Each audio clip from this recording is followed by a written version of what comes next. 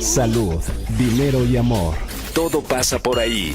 Siempre por 88.9. Tráfico y clima cada 15 minutos. Let's dance, let's dance, let's dance, let's dance, let's dance, let's dance tonight.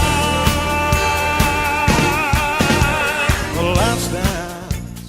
Seguimos aquí en Salud, Dinero y Amor. Muchas gracias por acompañarnos y bueno, se extienden las felicitaciones, se extienden los programas especiales por este segundo aniversario y el día de hoy nos da muchísimo gusto saludar a Luz María del Amor, especialista por supuesto en tratados de libre comercio. Este TLCAN, estas renegociaciones del TLCAN, hijo, cómo nos han dado dolor de cabeza y en este jueves 7 de junio nos da mucho gusto que nos acompañe Luz María para que nos explique un poco qué estamos viendo. Estamos viendo ya el declive del TLCAN, estamos viendo que va a haber una nueva renegociación para otro tratado de libre comercio con Estados Unidos y Canadá, o cambia la historia radicalmente. Luz, muy buenas noches. ¿Qué tal, María Elena? Buenas noches. Mucho gusto de estar con ustedes y felicidades por el programa. Pues mira, la pregunta sin duda es muy pertinente porque realmente de lo que sí podemos estar seguros es de que el presidente Trump tiene una agenda muy errática. Yo lo que te diría es que, pues mira, la negociación del Tratado de Libre Comercio América del Norte 2.0 sigue. Nadie la ha declarado ni muerta ni Estados Unidos se ha salido. El presidente Trump no es la primera vez que dice que quiere un bilateral con México y con Canadá, así como con otros países, por ejemplo, Japón frente al TPP. Yo lo que te diría es que cualquier escenario es posible y creo que lo importante para México es considerar cuáles podrían ser nuestras alternativas. Creo que México ha dicho que prefiere un trilateral, lo cual me parece que es lo más sensato. Sin embargo, también hay que tener en cuenta que el presidente Trump siempre tiene propuestas, digamos que en su lógica son propuestas que responden a su agenda electoral, aun cuando no sean a la conveniencia de su país. Luz María, ¿cómo estás viendo entonces el desenlace de esto? ¿Se va a ir hasta el próximo año? ¿Estados Unidos va a decidir que siempre no? Acaba de iniciar la semana pasada una guerra comercial de aranceles, Estados Unidos contra el mundo, dentro de los que se incluye México. ¿Cuál es el desenlace que estás viendo de esta película? Sí, mira, yo creo que la negociación podría continuar. Obviamente va a continuar en un nivel más bien técnico, tal vez haya algunos encuentros a nivel ministerial, pero creo que la negociación si sigue como TLCAN y si sigue a nivel trilateral, sí podría irse hasta el 2019. Ahora, yo creo que también lo que está pasando ahorita con la respuesta que ha tenido el presidente Trump con respecto a los aranceles al acero y al aluminio y a la investigación 232 que ha iniciado el sector automotriz, yo creo que en Estados Unidos vamos a empezar a ver una mucho mayor movilización de parte de los sectores afectados, sobre todo en el sector agropecuario, pero también en el sector industrial y en el sector financiero. Y creo que ahí podemos empezar a ver cómo la presión interna que empiezan a ejercer aquellos que ya están siendo directamente afectados por estas decisiones de política del presidente Trump, para decirle al presidente Trump, a ver, presidente, su agenda de rebalancear el comercio puede ser legítima, pero nos está afectando y hay que ajustarla. Entonces creo que vamos a ver también un proceso interno ahorita muy importante y sobre todo de cara a la elección del noviembre del 2018, el 6 de noviembre, donde se va a ver si el Congreso se mantiene republicano. Los agrícolas ya le dijeron, si no hay TLCAN, no hay reelección y no hay apoyo al Partido Republicano. Luz María de la Mora, doctora académica del CIDE, fundadora de LM Consulting. Luz María, la verdad es que me asustó muchísimo esto que dijiste de que se iría la negociación hasta 2019, porque ya tendrá México un nuevo gobierno, ya cambiará la agenda y definitivamente me parece que el Tratado de Libre Comercio como lo conocíamos se va a modificar radicalmente, Luz María. Pues mira, te voy a decir algo que no sé si es a lo mejor un deseo mío. Yo lo que he visto son dos cosas. Por una parte, los candidatos que están ahorita, los tres principales candidatos que tendrán alguna posibilidad de llegar a la presidencia, los tres han dicho que les interesa mantener una economía abierta, que les interesa mantener el Tratado de Libre Comercio de América del Norte y que entienden la importancia de nuestra integración con América del Norte. Creo yo que también la negociación comercial y la negociación del TLCAN se ha mantenido como una política de Estado más que como una política de gobierno. Yo creo que lo que vamos a ver de cara a la siguiente administración va a ser recoger lo que se ha hecho, revisar los avances que hay y también ver los planteamientos que está haciendo Estados Unidos con respecto a esta negociación, que son píldoras venenosas, que son algunas propuestas intransitables, y creo que lo que va a tocar será ver de cara a la nueva administración qué es lo que la nueva administración podría aportar para que esta negociación pudiera llegar a buen puerto. Hay temas como, por ejemplo, el salario, la parte laboral, temas de inversión, que son muy sensibles para México, pero que también se podrían plantear de una forma que a largo plazo sí podrían ajustarse a la propia agenda mexicana. Entonces, creo que la nueva administración lo que tendrá que hacer es ver cómo hace para transitar esa agenda que nos ha planteado Estados Unidos y que no está nada fácil. Pues muchas gracias, Luz María de la Mora, especialista en tratados comerciales y directora general de Vital Voices. Gracias otra vez por acompañarnos aquí en Salud, Dinero y Amor. Al contrario, chicas, ha sido un placer estar con ustedes y nuevamente felicidades por este programa tan extraordinario que ustedes han hecho. Las felicito de veras. Gracias. Ellas son Pócar de Haces. Seguimos aquí en Salud, Dinero y Amor y el día de hoy vamos a tratar un tema de vivienda social, vivienda verde. Y para ello nos da muchísimo gusto tener en el estudio a Carlos de la Garza, presidente de Convives. Muchas gracias, qué gusto saludarte, Carlos. Muy buenas noches. Buenas noches, María Elena, ¿cómo estás? Romina, mucho gusto, gracias por invitarme al programa. Pues aquí estamos a tus órdenes para platicarte un poquito de lo que estamos haciendo. La industria de la vivienda, uno de los pilares por muchos años. ¿Cómo nos encontramos ahorita? ¿Cómo estás viendo el mercado? Y después pasamos a qué es lo que están haciendo. Sí, mira, te platico un poquito cómo vemos nosotros la industria en general. La vemos bastante bien. Hay que reconocer también que las cosas se han hecho bien. Al final en México se siguen haciendo a través de los programas del Infonavit principalmente entre 400 y 450 mil viviendas. Lo que también ciertamente es importante de reconocer es que hay otro sector, ¿no?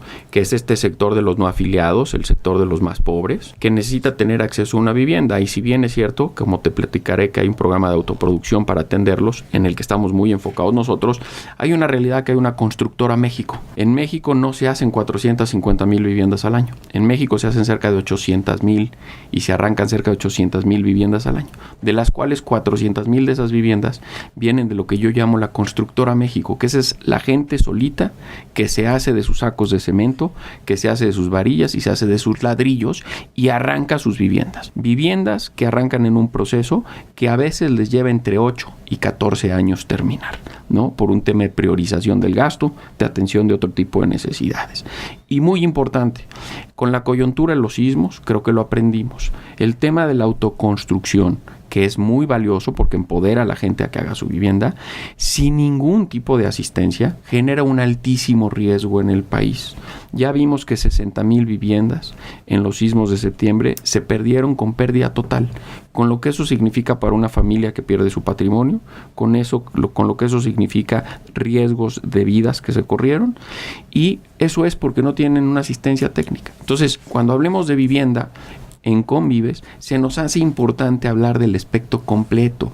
Muchas veces cuando se habla de vivienda, se habla nada más del pedacito de esas 500 mil viviendas, cómo generan el PIB. Hay otro PIB, hay otro México, y creo que es importante en este momento, en la coyuntura política, reconocer que ahí está ese México. ¿Qué tan atendido o desatendido más bien se encuentra ese segmento del mercado y de cuántas personas o de cuántas viviendas estamos hablando en ese segmento específicamente? Depende a quién leas, evidentemente, pero te voy a dar parámetros promedio que nosotros vemos. Se habla de un déficit de vivienda de alrededor de 10 millones de viviendas en este país. Gran parte de este déficit es porque gente simplemente no tiene acceso a una vivienda o porque hay gente viviendo en algún tipo de hacinamiento. De esos 10 millones de personas, nosotros hemos estimado, y hay unos estudios, que más o menos entre 6,5 millones y 7 millones de viviendas de estas, la gente las necesita en pequeñas comunidades pequeñas que hoy no tienen una oferta. Y de esos 7 millones, yo te diría que más de 6 millones son para atender al segmento que no tiene hoy beneficios sociales, que no está afiliado al Infonavit o al Fobiste o a los servicios de seguridad social de Fuerzas Armadas o equivalentes. ¿Tienen acceso a mecanismos para vivienda? Sí, sí hay acceso. Hay que reconocer, se ha hecho un progreso importante, se han ido generando. Ahí la CONAVI, el doctor Wolpert, ciertamente le ha venido a dar una dirección muy interesante al presupuesto en la CONAVI, tratando de dedicar cada vez un poco más de recursos, sobre todo a nivel subsidios, hacia este segmento de la población más desprotegida. Carlos, ¿en qué sentido entra Convives? ¿Cómo apoya, cómo aporta a este segmento? Entiendo que va en el segmento de la vivienda que yo quiero construir, pero a lo mejor la gente que empieza a construir no tiene el dinero y piensa que es carísimo una asesoría o que alguien me mantenga. Al final del día es menos caro porque se hace bien, ¿no? Sí. Te platico qué somos en Convives. En Convives nosotros somos un grupo de empresarios, ya somos 55 empresarios, que tenemos organizaciones sociales no gubernamentales, financieras, constructores de vivienda y proveedores de materiales particularmente ecológicos. Nosotros como industria estamos 100% enfocados a atender este segmento. Año a año hemos ido creciendo el número de viviendas que hacemos. Hoy hacemos entre 50 y 60 mil viviendas al año. El mecanismo de acceso, y es lo que hemos trabajado en Convives, es básicamente tratar de unir ahorro de estas gentes, ahorro previo, tratar de hacerles llegar algún tipo de producto financiero, un crédito, ¿ok?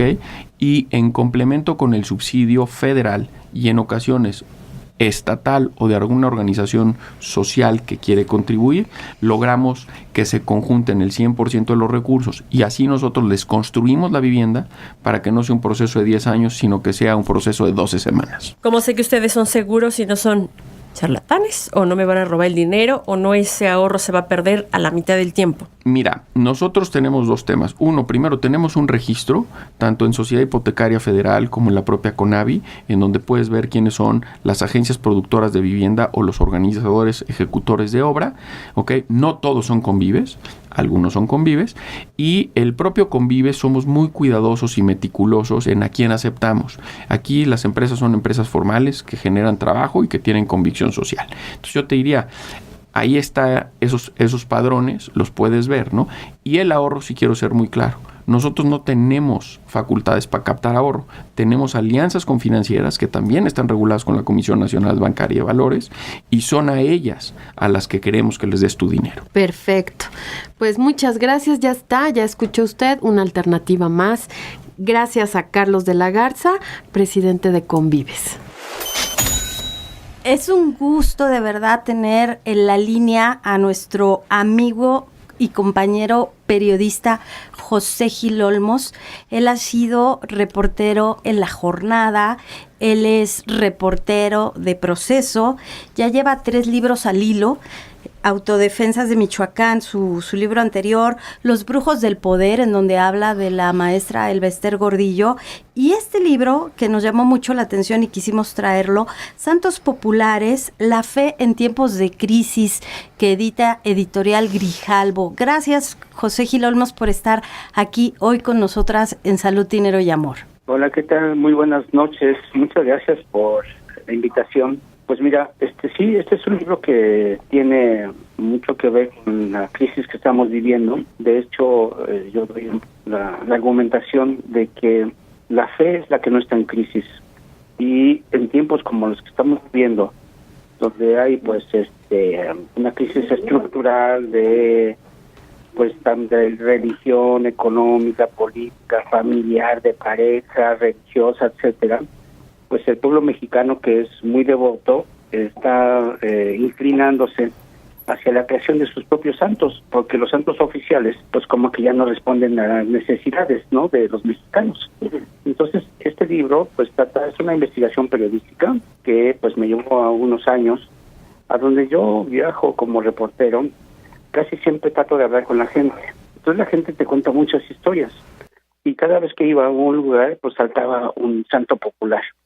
Un santo popular, por definición, es el que crea a la gente. Lo crea, lo recrea, lo enriquece, no buscan el reconocimiento oficial, o sea, el reconocimiento de la Iglesia Católica o del Vaticano, sino que la gente por sí misma le tiene una fe y le reza de tal manera que le pide lo que realmente son derechos constitucionales. Se los piden a estos santos populares, que son, entre otros, Emiliano Zapata es el santo de las causas sociales. Benito Juárez es el de los políticos. El santo popular de la justicia social también, pero también amoroso, es Pancho Villa. Pero tenemos al santo de los migrantes, que se llama Juan Soldado, en Tijuana. Oye, José, te saluda Marilena Vega. Qué interesante puede ser la cultura mexicana cuando estamos en momento de crisis y que necesitamos agarrarnos de algo para pues poder salir un poquito adelante, ¿no? Oye, ¿qué te da este libro? ¿Cuál es la conclusión que te deja o qué te deja este libro? Una es que pues la gente está buscando en la fe lo que no encuentra en la realidad, y como en la realidad pues no hay caudillos, no tenemos líderes sociales que sean totalmente confiables, líderes políticos menos, los partidos hay una gran desconfianza, todas las instituciones tienen un grado de desconfianza muy amplio. Entonces el Estado mexicano creo que le debería de dar gracias a estos santos populares, porque de alguna manera están amortiguando toda la inconformidad social que se puede expresar en las calles. José, perdóname que te interrumpa. Estamos viendo también temas de fanatismo con los candidatos, de una polarización absoluta de los afectos, de las preferencias. Hay gente que ni lo conoce o ni los conoce y les lleva a sus hijos para que los cure a lo mejor, ¿no? ¿Esto lo vamos a seguir viendo con más fuerza? Yo creo que sí. De hecho, mucho del voto en este 1 de julio del 2018 va a ser un voto de fe. Eso va a ser un acto de fe. ¿Por qué? Porque confiamos en que con nuestro voto va a poder cambiar un poco la situación. Y creo que en este caso el acto de fe que se va a reflejar va a ser en Andrés Manuel López Obrador, porque mucha gente piensa que tiene las características carismáticas como para poder encabezar un movimiento de cambio en el país que tanto nos ofrece. José Gil Olmos, muchísimas gracias por esta charla para Salud, Dinero y Amor, colega periodista y por supuesto uno de los escritores, ya su 6º libro. Muchas gracias, José Gil Olmos, nuevamente por esta charla para Salud, Dinero y Amor. Hasta luego, Marilena. Muchas gracias, Romina, Claudia, hasta pronto. Muchas gracias. Gracias. Nosotros vamos con más información. Mujeres de Radio, Salud, Dinero y Amor, por 88.9 Noticias. Las finanzas como deben escucharse. Salud, dinero y amor. Siempre por 88.9. Tráfico y clima cada 15 minutos.